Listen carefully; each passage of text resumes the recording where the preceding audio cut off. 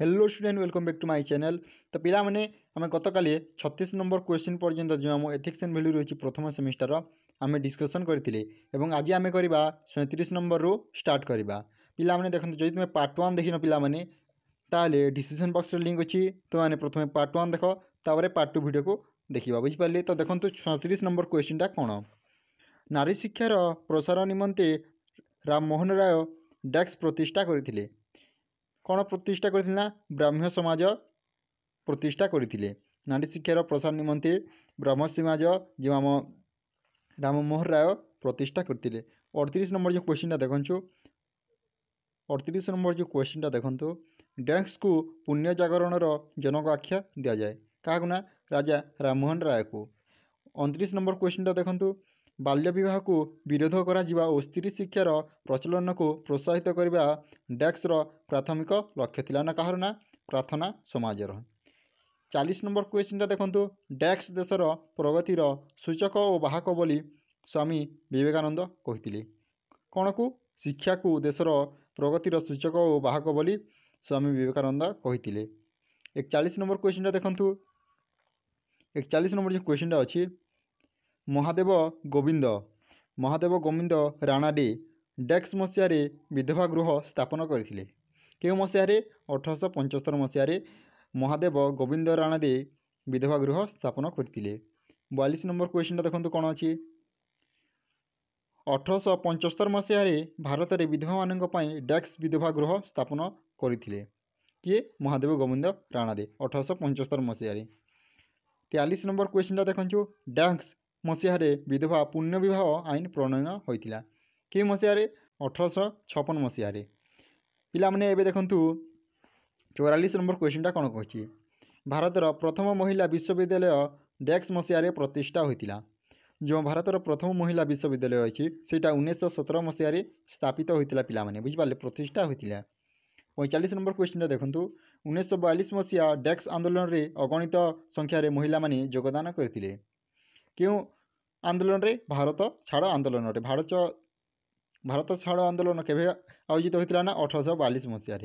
एवं देखो 46 number question कौन the high caste Hindu women नामक इंग्रेजी पुस्तक डेक्स रचना करथिले किए रचना करथिले ना पंडित रामाबाई रचना करथिले।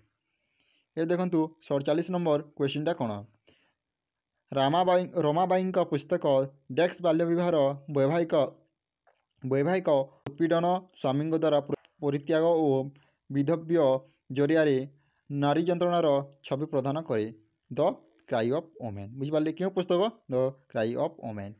48 नंबर क्वेश्चन देखो पिला माने कौन देछि तत्वबोधिनी सभा डेक्स प्रतिष्ठा करथिले किए प्रतिष्ठा करथिले देवेंद्रनाथ ठाकुर प्रतिष्ठा करथिले। 39 नंबर क्वेश्चन देखो डेक्स मसीह तत्वबोधिनी सभा प्रतिष्ठा होता 1839 मसीह तत्वबोधिनी सभा प्रतिष्ठा होता। 50 नंबर क्वेश्चन देखो तमिलनाडु रे प्रोया शब्दर अर्थ कौन पेरिया शब्दर अर्थ हो तमिलनाडु रे महान शक्ति। एबे देखो पिला माने जीवा 51 नंबर क्वेश्चन को महिला मानकर परिस्थितिर विकास व्यतीत विश्वर विकास बारे कौन सी अवकाश न थाए बोली किए कहते स्वामी विवेकानंद कहते। 52 नंबर क्वेश्चन देखो डेक्स जुगारे नारी माने पुरुष मान परी स्वाधीनता उपभोग करुले कौन रुक वैदिक जुगरे।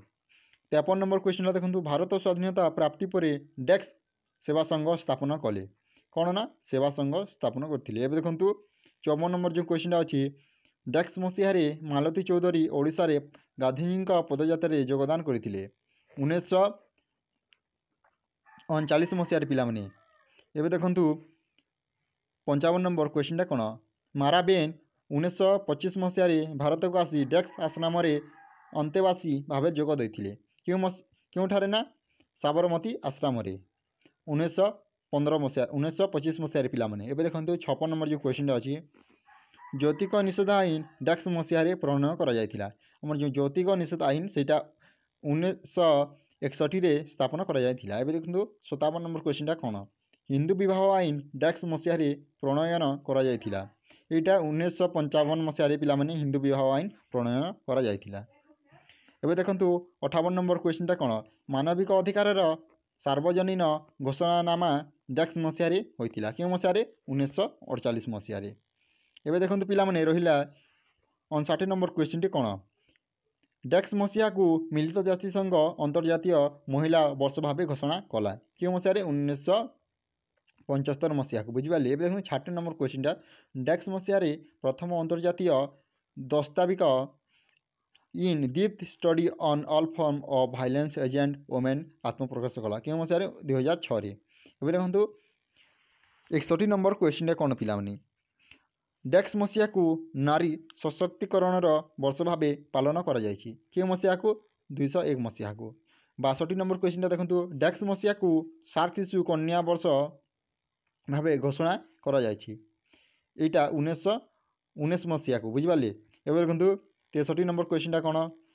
ପ୍ରତିବର୍ଷ ମାର୍ଚ୍ଚ ମାସ 8 ତାରିଖକୁ ଡେକ୍ସ ଭାବେ ପାଳନ କରାଯାଏ? ପ୍ରତିବର୍ଷ ଯେଉଁ ଆମ ମାର୍ଚ୍ଚ 8 ତାରିଖ ଅଛି ତାହାକୁ ଅନ୍ତର୍ଜାତୀୟ ମହିଳା ଦିବସ ବା ଯାହାକୁ ଆମେ ଇଣ୍ଟରନ୍ୟାସନାଲ୍ ଓମେନ୍ ଡେ ବୋଲି ପାଳନ କରିଥାଉ।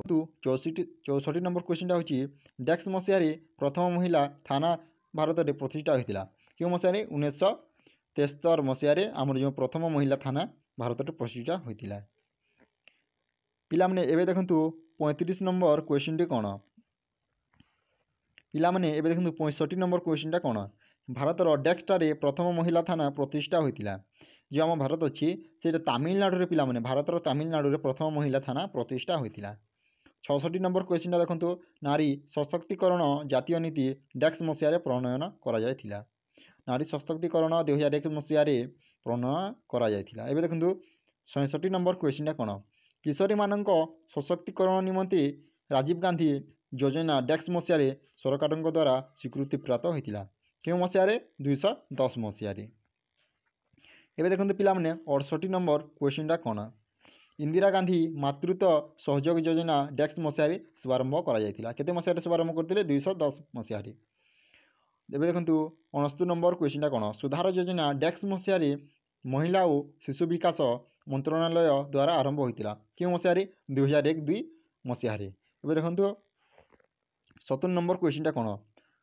ସ୍ୱଳ୍ପ ମିଆଦୀ ନିବାସ ସର୍ଟ ଷ୍ଟେ ହୋମ୍ସ ଡେକ୍ସ ମସିହାରେ କେନ୍ଦ୍ର ସରକାରଙ୍କ ଦ୍ୱାରା ଆରମ୍ଭ ହୋଇଥିଲା? କେଉଁ ମସିହାରେ? 1959 ମସିହାରେ। ପିଲାମାନେ ଆଜି ପାଇଁ ଏତିକି ହେଇଥାଉ। ଆମେ ଆଉ ଗୋଟିଏ ଭିଡ଼ିଓରେ ପାର୍ଟ 3 ବିଷୟରେ ଡିସ୍କସନ୍ କରିବା ଏବଂ ଆମ ଯେଉଁ ପ୍ରଥମ ସେମିଷ୍ଟାର ଅଛି ତାହାର ସବୁ MCQ କ୍ୱେଶ୍ଚିନ୍ ସାରିଦେବା ଏବଂ ଯେଉଁ ରହିଲା ଆମ 2 ମାର୍କ କ୍ୱେଶ୍ଚିନ୍ ତାହା ଆମେ ଷ୍ଟାର୍ଟ କରିବା। ତ ପିଲାମାନେ ଯଦି ଭିଡ଼ିଓଟି ଭଲ ଲାଗିଛି ଲାଇକ୍ କର ଏବଂ ନିଜର ସାଙ୍ଗସାଥୀଙ୍କ ସହ ମଧ୍ୟ ସେୟାର କର। Thank you for watching this video. ଜୟ ଜଗନ୍ନାଥ, ଜୟ ହିନ୍ଦ, ଜୟ ଭାରତ।